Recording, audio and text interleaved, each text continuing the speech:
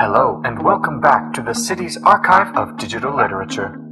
The requested file has been officially deleted due to current tower security statutes. Please hold. I have created a duplicate file for you to use. Please tell no one. Thank you for understanding. Goodbye. It was getting dark. I was out with my friends, probably farther than I should have been. We were riding down past the sentry towers, and we're pretending that we were space captains. Tyler kept saying that his dad had already packed his bags and we're leaving that night. My mom said we're safe and dad would protect us if anything bad happened. And then Tyler said my dad was an idiot. That's when we got into a fight. I punched him right in the nose. Blood came out. I tried to say sorry, but he rode off, still crying. Then the sentries came around and told us to go home. So we got on our bikes, but there was a storm. Me and my brother, we hid underneath the big tree. You know, the one by the walls between the two towers. We went there and tried to wait it out, but the rain just got harder, and it was almost dark. Lightning and thunder was all over the place, and the towers turned on their spotlights. My brother started screaming and crying. I told him to shut up and not be a baby.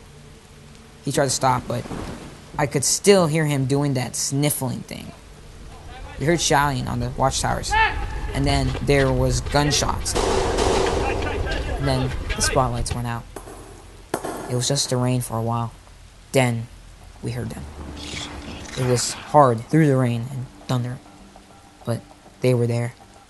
My brother stopped crying and started shaking his eyes were huge. I grabbed his hand and pulled him into a hole near the bottom of the tree. There was a loud crash and an engine sound. The footsteps got louder. I knew they were walking right by the tree. Put my finger to my lips to tell him to stay quiet. Then I tried to look outside. One had a mask on and like 4 arms. He was yelling at the other ones and pointing toward our village. And then they pulled out their swords and vanished. I don't know how long we waited. The rain didn't stop. When we crawled out, there was nobody. I told my brother to wait in the tree and that I would go get mom and dad. He started to cry, but I had to go. I rode up toward our village as fast as I could. When I got close, I walked into the trees. I sneaked along the outside like my dad did, got on my belly, and watched. They were there. The things. They were in our village. I felt myself start to cry. Then I heard something behind me. It was smaller than the other ones, yet it still was standing over me. It did a roar, and I screamed. Then its head exploded. The body fell over. I saw him behind. He was tall, with white and gold armor from head to toe. He lowered his rifle and walked quickly at me, kneeling down. I looked into his helmet, but I could only see my reflection covered with that thing's blood. Then he held up his hand. I watched him go down into the village with his gun raised. He never slowed down or stopped. He just kept shooting. Their heads kept exploding. I waited there for a while. I don't remember how long. Soon my village became quiet, and I saw him appear between 2 houses and motioned to me. I ran down as fast as I could. I told him, I need to check my house. My dad is in there. He nodded, then followed me. I ran inside. My door was hanging crooked like something ripped it open. On the ground inside our living room was another one of those dead things. I started to cry, and the armor man put his hand on my shoulder. I didn't care. I just cried more. He carried me outside and sat me against our big tree in the front yard. I cried some more, and he watched, staying quiet. I looked up at him, into his helmet, and said, I don't know what to do. He looked down at the ground, then at my village. He reached behind him and placed a gun in my hand. My dad, he never let me touch his gun. I was scared.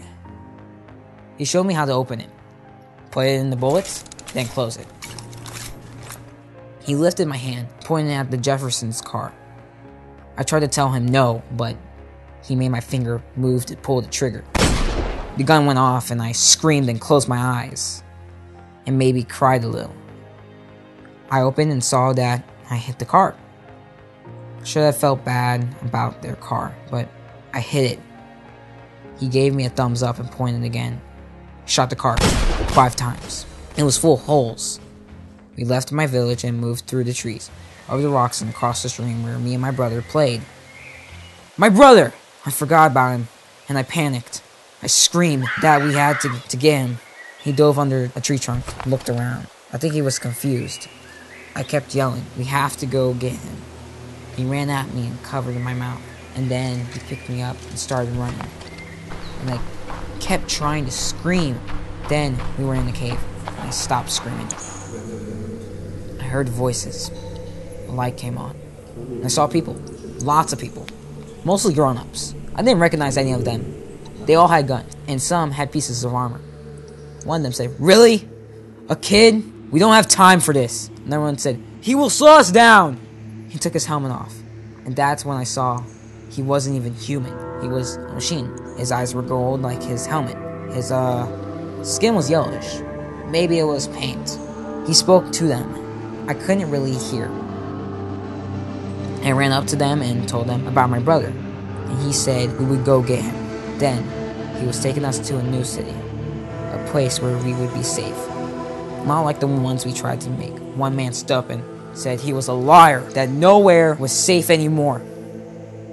It was real quiet for a minute. Then he told us the traveler was here on Earth, and he would protect us.